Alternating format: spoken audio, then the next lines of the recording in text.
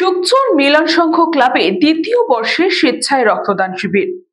সোদপুর সুকচর মিলন সংঘ club আজ অনুষ্ঠিত করল স্বেচ্ছায় রক্তদান শিবির। এই নিয়ে 2 বছর ধরে তারা রক্তদান শিবিরের আয়োজন করে আসছেন। রক্ত কোনো কারখানায় তৈরি হয় না, তাই রক্তের অভাবে যাতে কোনো রোগীর প্রাণহানি না হয় অথবা এলাকায় রক্তের অভাবে কেউ যাতে সমস্যায় না পড়েন, সেই কথা মাথায় রেখেই এদিন এই রক্তদান শিবিরের আয়োজন করা হয়। নারী পুরুষ উভয় এই রক্তদান শিবিরে স্বেচ্ছায় অংশগ্রহণ করে এই রক্তদান শিবিরকে সাফল্যমণ্ডিত করেছেন।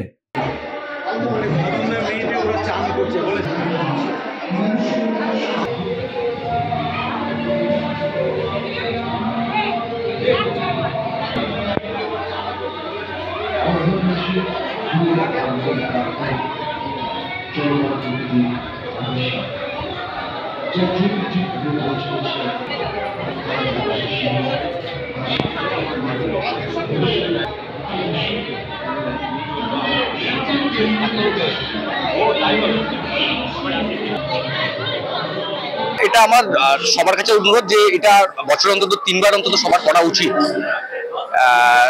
আর দেশের মানুষের দেশের পাশে এটা কিন্তু দাঁড়ানো তো উচিতই সবার জন্য। এটা আমাদের দ্বিতীয় বর্ষ। আমাদের প্রথম উদ্দেশ্যটাই হচ্ছে আমাদের এই সুকচর গ্রামে মানে ব্লাডের জন্য যেন কোনো মানুষ আমরা তাকে যাতে না হারাই। মেনলি উদ্দেশ্য কোনো মানুষ যেন রক্তের জন্য তাদের প্রাণ না যায়, এই উদ্দেশ্যই আমরা এই বছর এই নিয়ে দ্বিতীয় বছর ব্লাড ডোনেশনটা করছি। এখনো পর্যন্ত প্রায় 70-এর ওপর কভার করে গেছে। আমাদের টার্গেট ছিল 100। দেখা যাক, আরো কিছুক্ষণ সময় আছে, অনেকেই আসছে আর কি চান টান করে।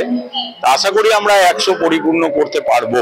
দেখুন, যে চাহিদা সারা বাংলা জুড়ে আছে, আমার মনে হয় না যে আমাদের একা কিংবা 4টে ক্লাব মিলে এই রক্তদান করলে এর উপকার হবে, মানে মিলবে চাহিদাটা।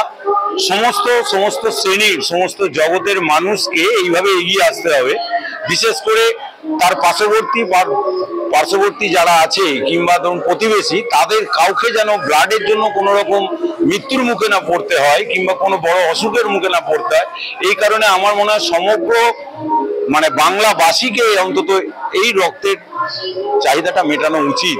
কারণ রক্তদান একটা মানুষের জীবনদান, তার কাছে এর চেয়ে বড় উপহার মনে হয় না কোনো কিছু হতে পারে। আর ক্লাব হচ্ছে সর্ব জিনিসের ঊর্ধ্বে। একটা ক্লাবই পারে এলাকার সুস্থ পরিবেশ, সুস্থ মানুষ গড়ে তুলতে।